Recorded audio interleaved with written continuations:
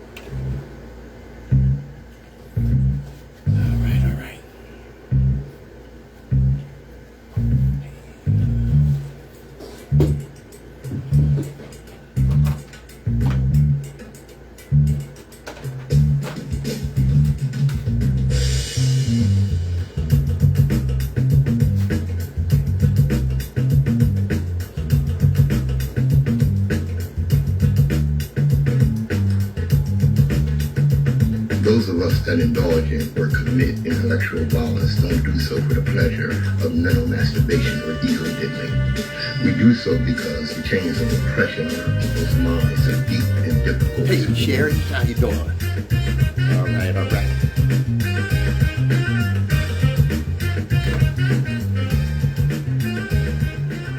Good morning, my children of the sun.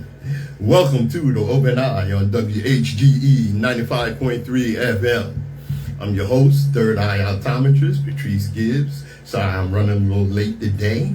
We had some stuff to take care of, but I'm here now. If I'm here now, I'm on time. Yes, indeed. Let's get them started. With the volume. All right. Every generation has its purpose. Ours is to reveal the truth and reverse the brainwashing. Now I need to flap my lips a little bit before I get on the air. WHGE 95.3 FM. Come on, volume. So loud here, okay. All right. We're gonna get rid of our disclaimer. All right. Let's get that out the way. All right. The views and opinions expressed on Open Eye are those of the hosts, guests, and contributors, and do not reflect the policy or position of WHGE 95.3 FM, nor our sponsor, the Delaware Center for Homeless Vets. Any content provided by Open Eye's hosts, guests, or contributors are theirs and are not intended to malign any religion, ethnic group, company, or individual. WHGE 95.3 FM. Yes, indeed. Let's get them started. Look at here. Look. All right. You must always be willing to truly consider evidence that contradicts your beliefs and admit the possibility that you may be wrong. Intelligence isn't knowing everything. It's the ability to challenge everything you know. Yeah, I like that. All right. That's an interesting observation. The sport of choice for urban poor is basketball. The sport of choice for maintenance level employees is bowling. The sport of choice for frontline workers is football. The sport of choice for supervisors is baseball. The sport of choice for middle management is tennis. And the sport of choice for corporate executives and officers is golf. The amazing facts are the higher you go in the corporate structure, the smaller your balls become. There must be a boatload of people in Washington playing marbles. WHGE 95.3 FM. This is the Open Eye. I'm Patrice Gibbs, your third eye optometrist. And to go along with that, when a clown moves into a palace, he doesn't become a king. The palace becomes a circus. Yeah. That's what DC is. I was there a couple of weeks ago. It's a circus. Yeah, plenty of clowns there. I mean, this, I think I got this from Sister Tracy. And it's been going around. Something is wrong with a nation where white people believe that black people with felony convictions deserve to be murdered by the police. But a white man with 34 felony convictions deserves to be president. Damn, you talk about white privilege at its worst. Yeah, that's word. You know, it makes me think of what George Carlin said, beware of stupid people in large numbers.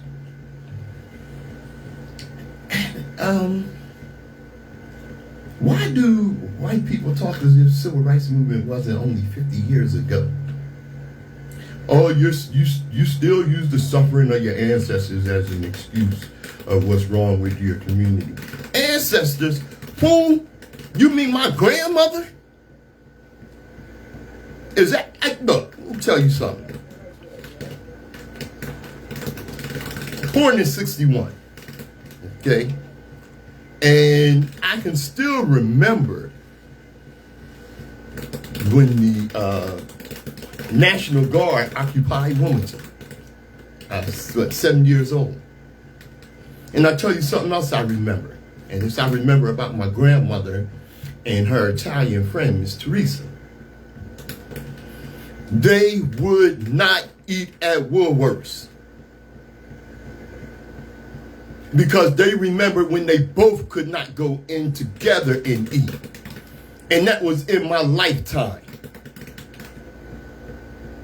Grandma would not, and nor would Miss Teresa, who is Italian. Even after, you know, the segregation and Jim Crow and all that was lifted, and blacks could go into Woolworths and eat at the counter, they remember when they could not go in together and eat at the counter. I'm talking about something that happened to my ancestors. I can remember walking down Market Street, and you would see the signs on Woolworth's, in Woolworth's window, you know, with the tasty food on there, the burgers and the shakes and what have you. Grandma, can we go in Woolworth's and get? No, we ain't going in Woolworth's and get nothing. I'm not sitting in Woolworth's and eat a damn thing.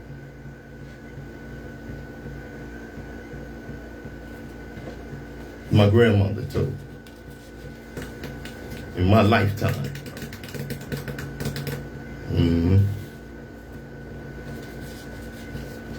You know, it's something when things change and people can't get used to that change. And, you know, when you're so used to having privilege, equality seems like oppression. See, here's the thing. Where a lot of white people, do you know what the biggest victims are? They always say that. Oh, well, you black people always want to cry victim. No, white people who are asleep and refuse to accept the truth that they've been lied to. Okay? Lyndon Johnson explained it.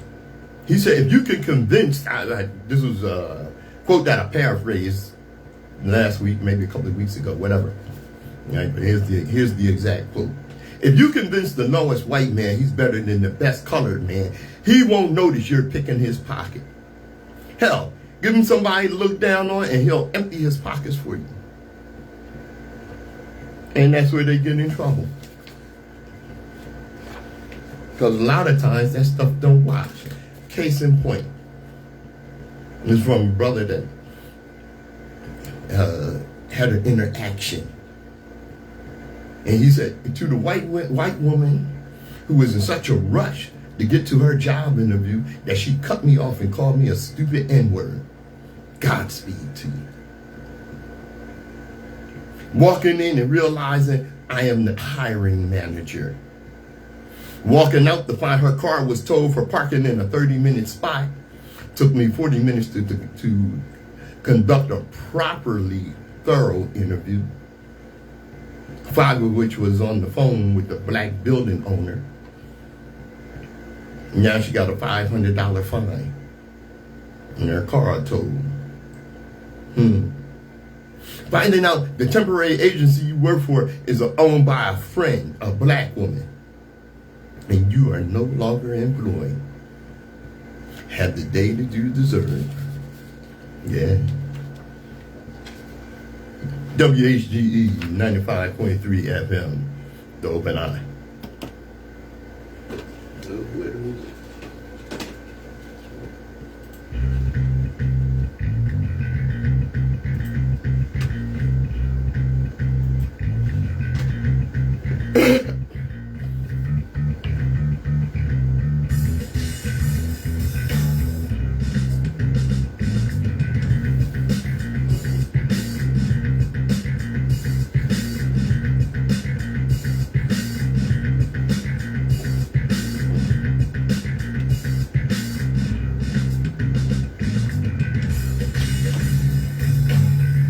WHGE 95.3 FM.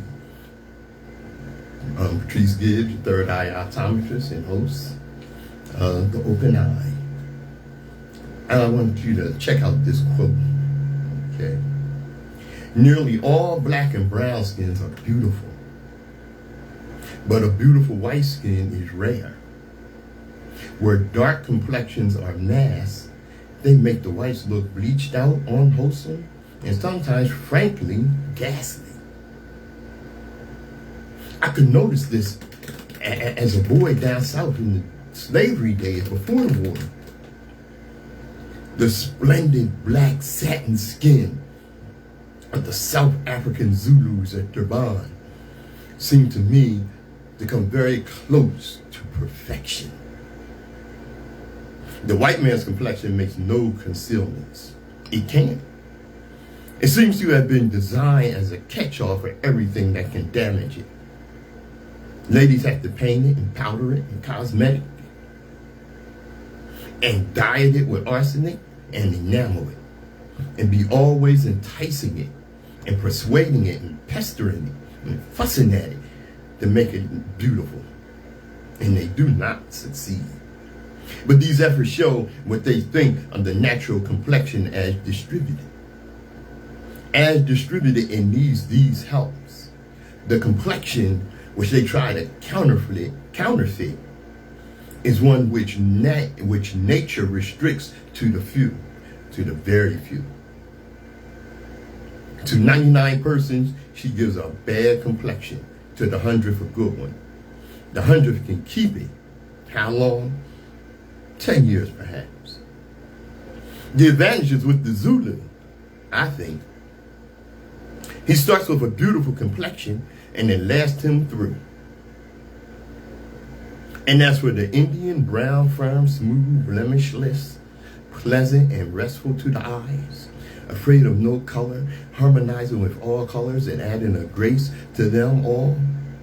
I think there is no sort of chance for the average white complexion against that rich and perfect tint. That's from Following the Equator. And I said it was a quote, and that quote was from a white man, Mark Twain. Yeah.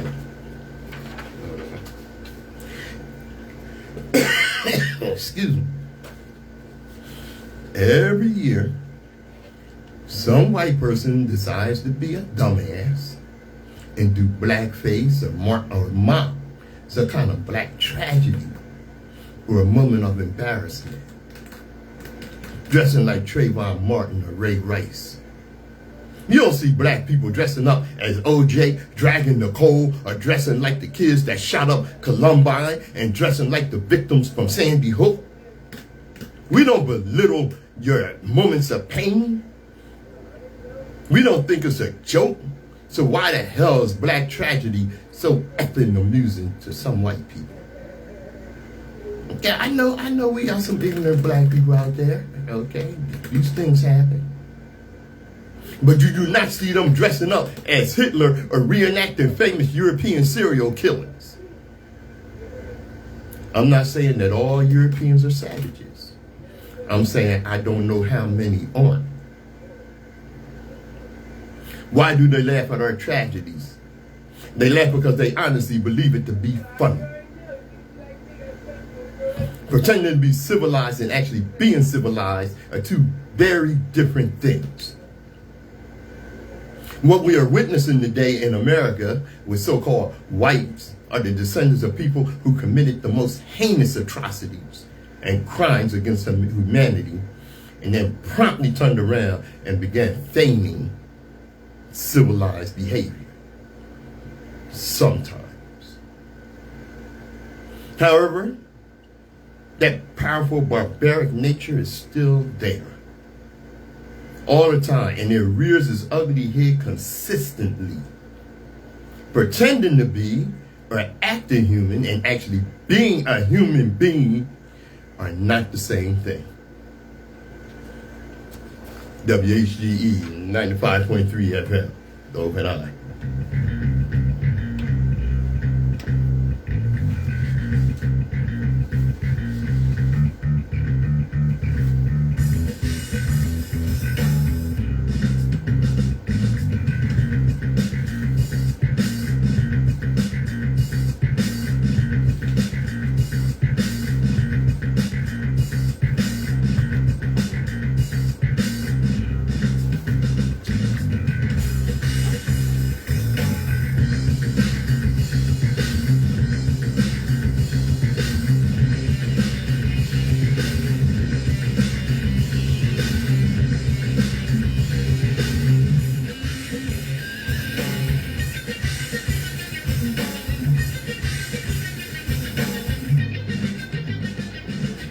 Several times, many times, I have told you, it's not just about freedom and liberty, it's about survival. You know, there are 10 stages of genocide. Yeah, right? Classification. People are divided into us and them. Symbolization. People are forced to identify themselves. Discrimination. People begin to face systemic discrimination. Dehumanization. People are equated with animals, vermin, or diseases. Organization. The government creates special groups to enforce the policy, the police and the military. Polarization. The government broadcasts propaganda that turn the populace against the group. Preparation. Official action to remove, relocate people begins. You know what? It's something that I'm stop right there. Preparation. Polarization. Preparation. That's why I stopped at. Official action to remove, relocate people begins. Now, when you hear that, what you would usually think of are Native Americans, indigenous peoples, being, forced to move on to reservations. What you don't think of is things like eminent domain, race riots, gentrification. Because all these things are relevant to us. Official action to remove, relocate people. Remember, Black Wall Street, Tulsa, Oklahoma, was supporting the whites who attacked black people and destroyed Black Wall Street, were supported by the government. What's the best way to break up the black community without a lot of violence and not being looked at as barbaric? Oh, we'll seize their land and say that, it's eminent domain is necessary for the progress of the community. To destroy your community and lay a highway in the middle of where you live at.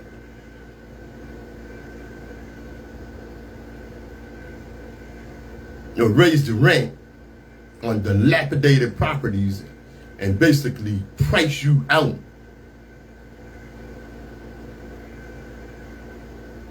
so they can rebuild and replace you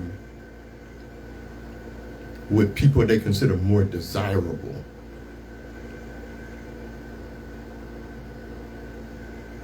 Okay, so when you in a black community, you see a Starbucks go up, know that gentrification is on the way. Persecution, beginning of murder, theft of property, trial massacres, extermination, wholesale elimination of the group. It is extermination and not murder, because people are not considered human. Black people specifically. Number 10, denial. The government denies that it has committed any crime. And that's how you get things like 58% of white Americans support protecting Confederate history and legacy. 58%. That means it ain't just down south. Many times the Confederacy should be outlawed. The majority of white Americans support preserving the history and legacy of the Confederacy. Americans as a whole are still on the fence. How the hell can you be on the fence? According to a poll by the nonpartisan Public Religion Research Institute, 58% of white Americans support efforts to preserve the legacy and history of the Confederacy, while only 25% of black Americans support the same notion. 25% of them. I want to think that maybe they made a mistake. Maybe they interviewed Candace Owens and Byron Donalds and Tim Scott and Clarence Thomas 4 times or something each.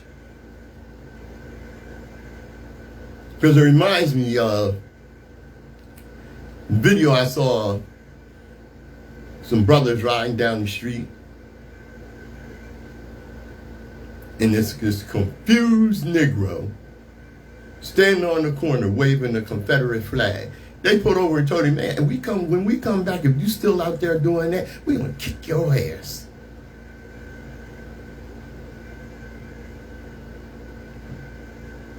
Overall, the poll found that Americans are divided over whether the country should protect Confederate history and legacy. The issue was also highly polarized by party, race, and region. Okay. And I've said it over the past few weeks, the Confederacy were traitors. They wanted to destroy the country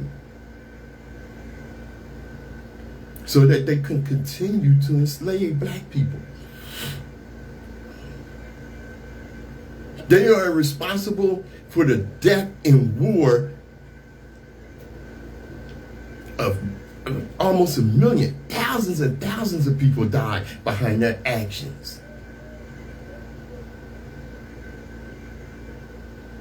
The leaders of the Confederacy should have been executed for treason. And those of you running around flying the Confederate flag should be locked up for treason. Especially if your loyalty, your need to preserve treason involves violence. When that is the case, you should be executed. It's on the books, man.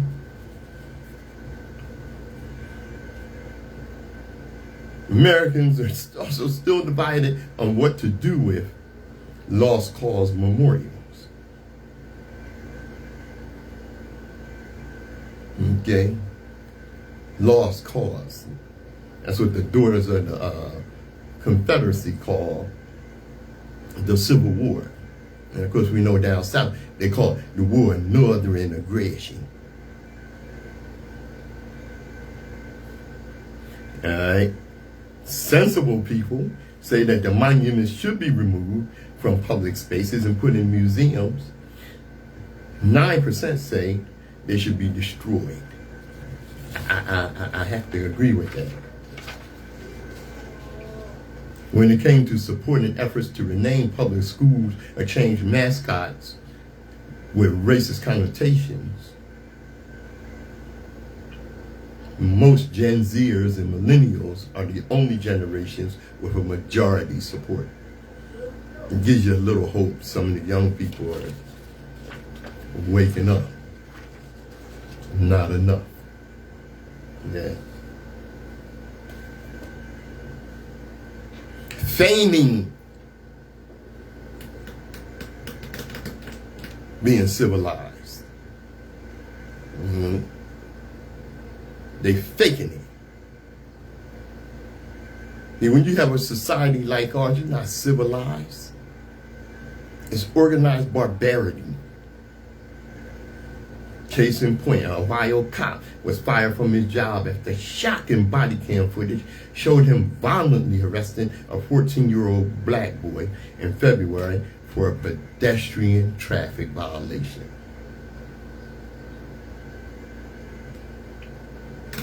According to the Columbus Dispatch, Donovan Beaver and another cop saw a group of teenagers lingering in the street at a crosswalk near an apartment complex on February 19th. Both cops drove up to the teens and said, "Hey, let's chat," and the teens ran off. One officer got out the car and chased them on foot. While Beaver's partner caught up with the two of the teens, pulled out his gun and raised it at both boys while ordering them to get on the ground before threatening to shoot them. Fearing for their life, both teens followed his orders. Beaver's body cam footage showed him pull his police car to the area where his partner had detained both teens. He's seen getting out of his car and running towards the scene. The boys were already on the ground, but Beaver ran up to one teen, bent down, grabbed his locks, and slammed his face to the ground, bloody in his nose in the process. The teen is seen groaning in pain and distress while Beaver cuffs him and begins roughly searching the teen's pockets, saying he's searching for a gun. Police officials also said that he struck the teen in the groin during the arrest. The teen yells, "I'm sorry, I'm complying," and tells Beaver he doesn't have a gun. In the footage, Beaver is heard saying to the teen, "You move, I will break your face." After searching him, Beaver drags the teen by his locks back to the police car. Dragged him by his hair. As they approached his vehicle, Beaver asked the teen, "You got AIDS?" After eating blooding him up, now he's concerned. Columbus Police Chief Elaine Bryant criticized the officers' actions and said they had no reason to draw their weapons or use force on the teens. She said they should have pulled over and respectfully approached the teens to talk about pedestrian laws. "I was angry, disappointed, upset," Columbus Police Chief Elaine Bryant said of the arrest. "That is not what we reflect as Columbus Division of Police. The majority of our officers have great relationships with our community."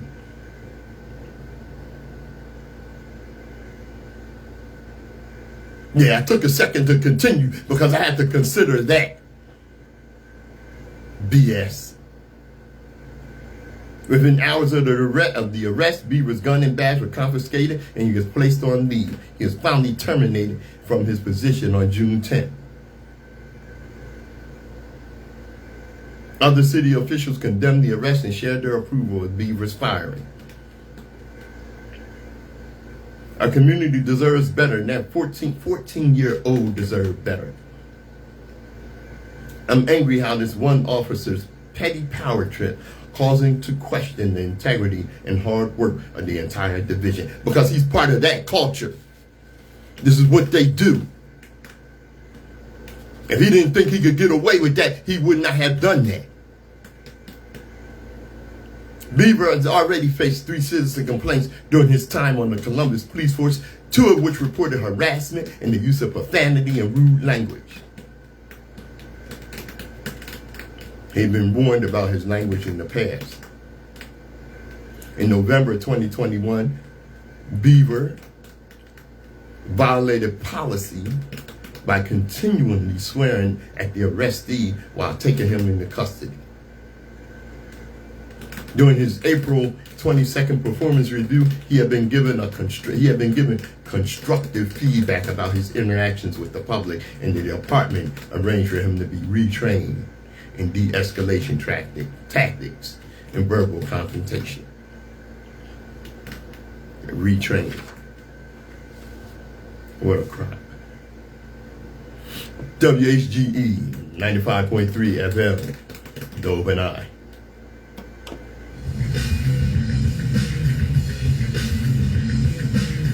Brother Vaughn, Jafar, see you, bro. Brother Jardea, long time. Brother Sister Tracy, quoted you today. Glad to see y'all. All right, all right.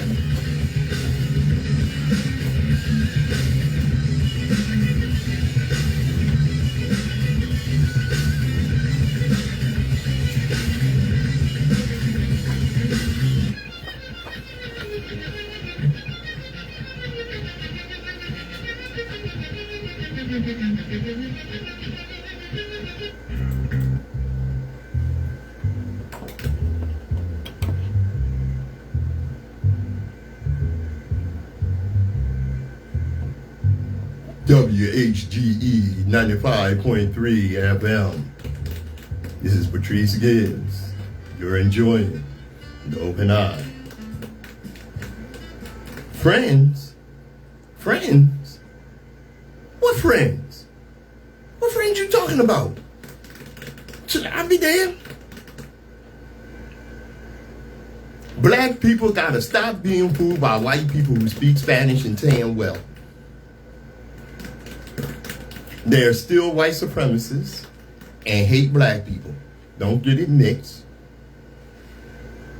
And I talked about this a while back. Remember Camila Cabello? You remember her? I don't even know what she's a celebrity for. No talent wench. She's of Mexican-Cuban descent.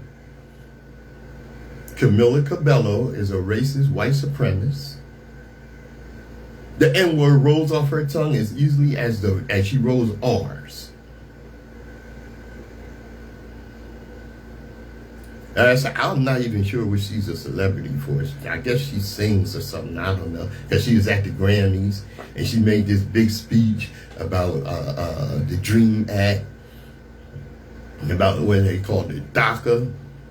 At one point in her speech, she actually declared that dreamers, meaning the Hispanic immigrant, built this country. And you know, that's a slap in the face to all blacks in America. Especially coming from a white supremacist. Every white liberal and black politician that is in support, or were in support of this DREAM Act. Ironically, many of the dreamers being deported voted for Trump because of his obvious dislike for black people. They consider him a kindred soul.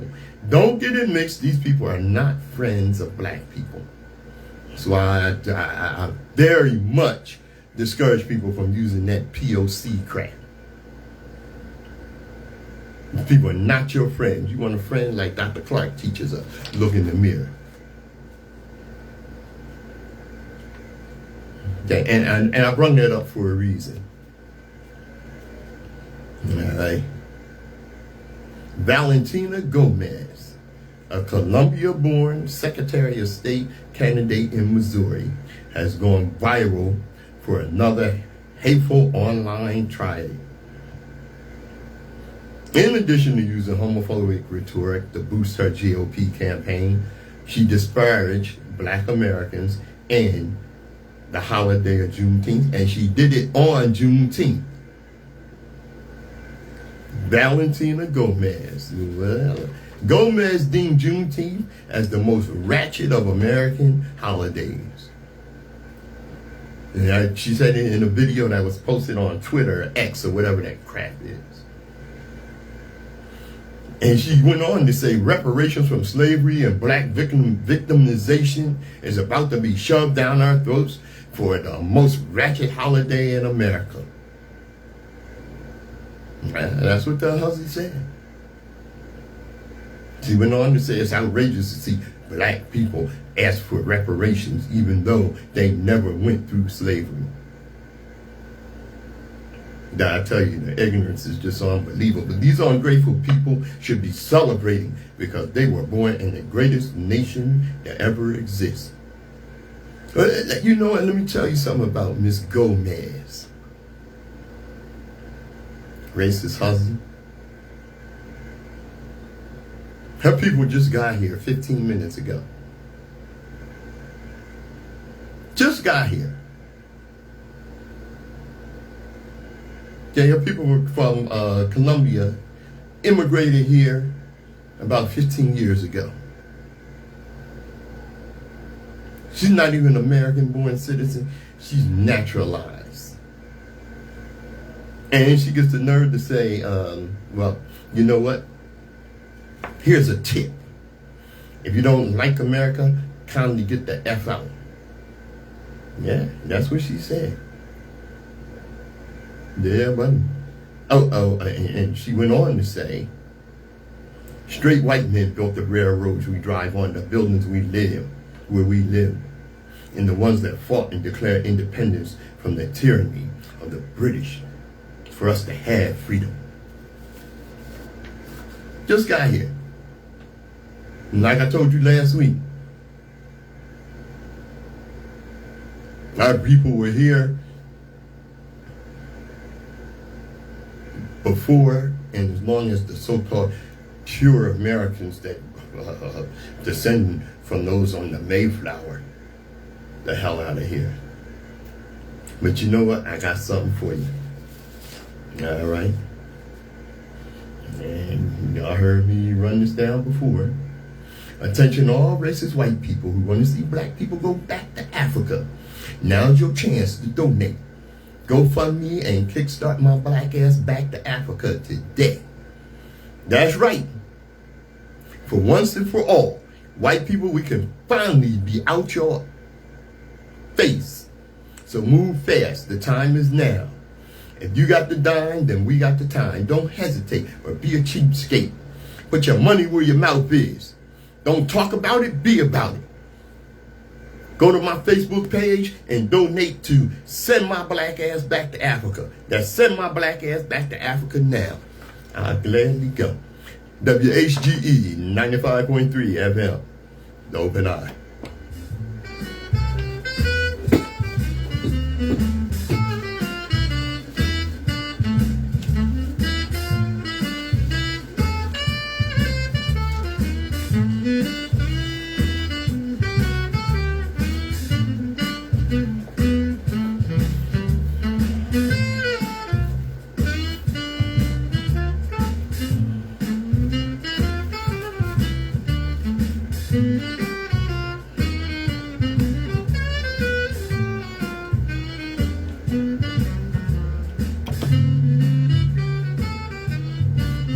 WHGE 95.3 FM. I've been telling Zungas the same thing. If you want me to go back where I came from, cough up the money. That's from Sister Sherry Bryson. Yes, indeed, sister, you got that right. Now, you know, when one of the things that I'm critical of course, is Christianity. And you get people who want to roll up on me and, oh, you Muslim? No.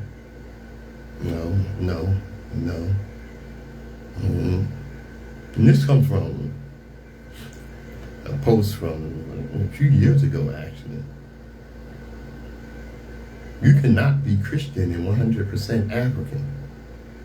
You can't be Muslim and be 100% African. And of course, had a brother that responded to that. He said, and actually I have respect for this brother. I'm not going to call his name. He's not here. And I don't mean my boy, my great friend, Sarona. This is older brother who I consider actually a good teacher and what have you. But he said, it sounds a little bogus, bruh. Even in the traditional sense of being a Muslim. Are you saying 45% of Africans are not African? Not 100%. Not if you're Muslim. And the divine meaning of Muslim would come straight out of the Quran. Muhammad, who was descended from an African, it says anyone who ascertains that there is but one good creator is a Muslim. Okay. It's rationalizing. Thus making the majority of Africans, with all their diversity of religions, who all believe in Akhenaten's concept of one supreme deity, Muslim. So all of so-called Africa are what then, if not submitters? One who recognize one creator above all other lesser minor deities. You know what? That's bogus.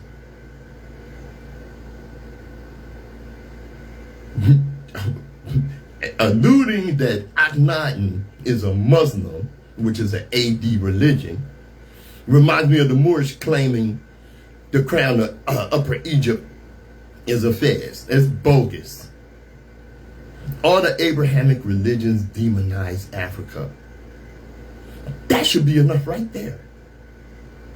But let's keep it real. Most Muslims of African descent are culturally Arab.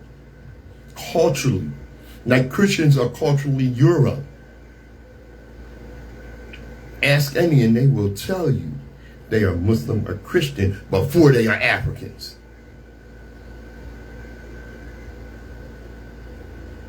Okay?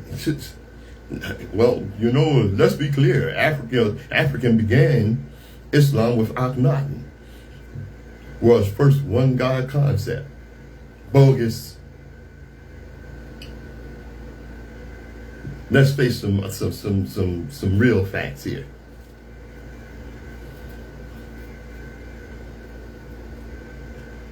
Sure, I can see anyone can come to that conclusion if they don't know what Islam is. Never been to Africa or going on what they see among Muslims in America. 90% of American Muslims learn Islam from Arabs. The majority of Arabs teach Arabism, not pure Islam. Okay? And this was actually a quote from Sister Tracy. Africans were introduced to Islam by Arabs. Likewise, Christianity was introduced through colonization. The decolonization of one's mind includes not adhering to Abrahamic religions that were forced on us through colonization, violence, and conquest. Let us not forget, 1, dipping the mythology in chocolate does not make it real nor African. 2, the popularity of Islam and Christianity is not due to the quality of their truth, but the quantity of their violence. All right.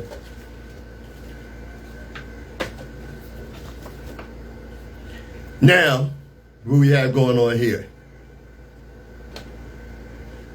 The Louisiana state just passed legislation that the religion of the colonizing class is to be displayed in every public classroom of all grades, including post-secondary education, the universities. that states can disallow affirmative action, diverse curriculum, diverse books, and force religious literature in classrooms is very telling of our political and social landscape. I don't know about you, but to me it's clear who is being targeted with these new laws. Let's remember this, we outnumber them. Food for thought. They're going to disrupt our equity. We can disrupt their lifestyles. Yup, Louisiana, one of the most backward states in the nation. Another one of those states where maybe the NAACP needs to put out a travel advisory on. They have now passed a bill that was signed into law by Republican Governor Jeff Landry, that the 10 Commandments must be displayed in schools. Now, 4 civil liberty groups plan to sue the state of Louisiana after their calls for the 10 Commandments to be displayed in classrooms. The new rule applies to any school that accepts state money, including colleges and universities. The American Civil Liberties Union, its Louisiana chapter, Americans United for Separation of Church and State and the Freedom from Religion Foundation, announced they intend to file a lawsuit to block enforcement of House Bill 71. The measure, authored by Representative Duty Horton, a Republican. Duty Horton, you sound like you would do some crap like that, Duty Horton, because your religion is not Christianity. Christian nationalist, your religion is white supremacy. Don't get it mixed. Horton also cast her proposal as a way to note the historical significance of the commandments and their role in American law. The 10 Commandments have no role in American law. Not once does the Constitution mention God. Now here's the thing. This goes all the way to the Supreme Court. With the corrupt Supreme Court that is seated now, it will probably be passed into law nationwide. A recent U.S. Supreme Court ruling has given confidence to backers of the new law. In 2022, justices ruled in favor of Joseph Kennedy, a Washington State high school football coach who was fired for praying in midfield at the games and allowing students to join him. Kennedy got his job back after conservative justices prevailed 6-3 decision, saying the post-game prayers do not amount to a school endorsement of Christianity. Okay, but here's the thing. If you're on the team and you didn't join in the prayer, you're looked at crazy. And let's look at Christianity in its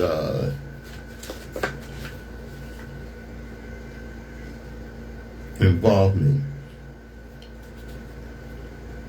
in our society and what have you.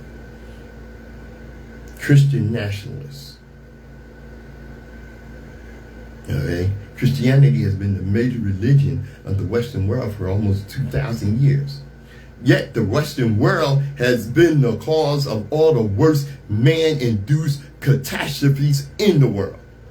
World War I was started by Christians, in which more than 20 million people died. World War II was started by Christians, in which more than 16 million people died. Over 1,000 in one day when Christians dropped an atomic bomb on Hiroshima and Nagasaki. Okay?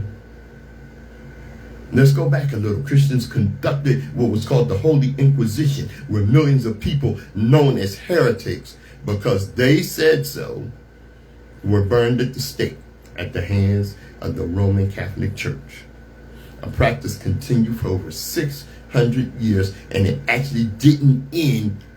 Burning people at the stake didn't end until the 19th century.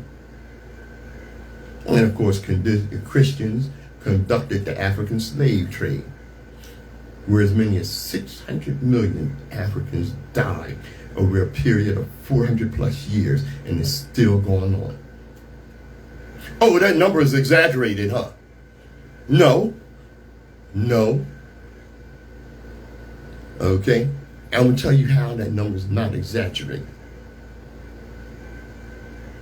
In 15 years, Leopold of Belgium, okay, murdered some 30 million Africans. How many do you think were murdered in 400 years?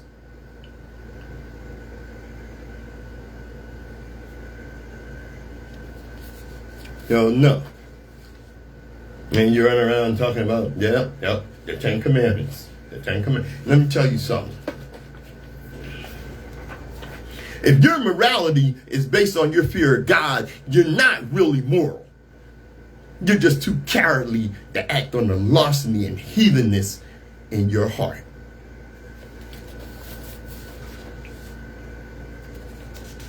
Okay? I got this from a TikToker. Check this out.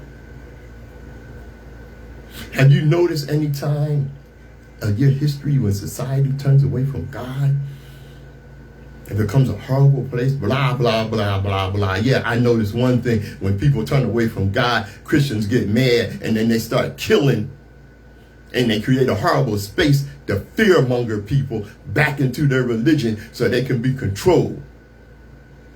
You see, have you noticed anytime when people turn away from God, you guys start a holy war, a crusade, an inquisition, witch trials, the doctrine of discovery, the colonization of so-called pagans, running their religious edifices and schools, the colonization of African, starting the transatlantic slave system by Christians, giving the exemption to Pope Portugal. Pope did that. Was it Pope Leo IV or whichever one? Declared that we were not human, we had no souls. With your famed civilization, you barbarians. The doctrine of discovery of 1493 was actually used in a New York Supreme Court case in 2005 and finally condemned. Took 15 years to condemn it. Where did the rise of fascism come from?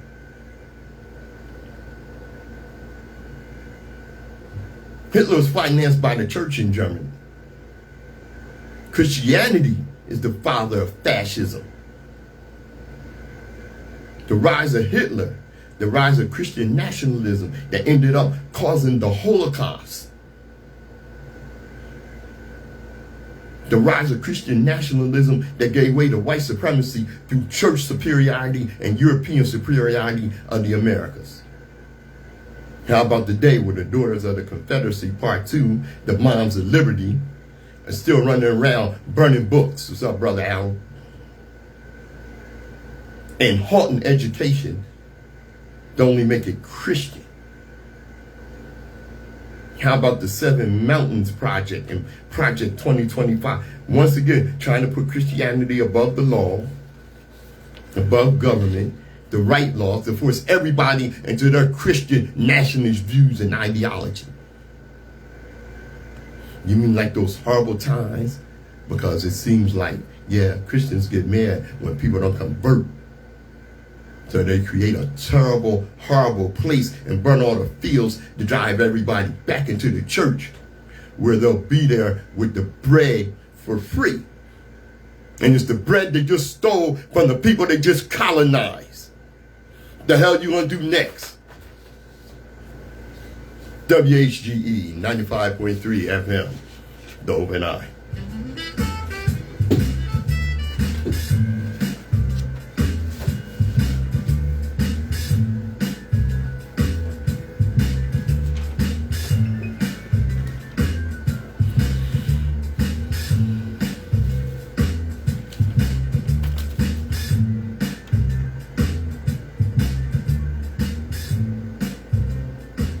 all right.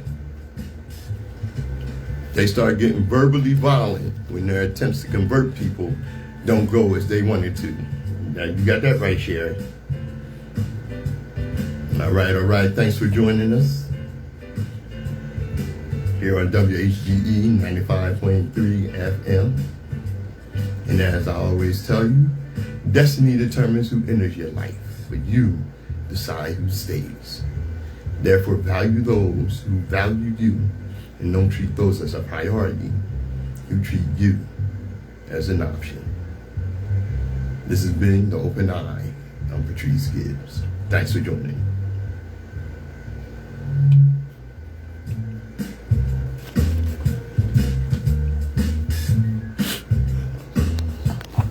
All right. Thanks for joining us. It's Steve. Glad to see everybody here. All right. And like I always tell you, global African supremacy. Yes. Because the world is a much better place when the African moves.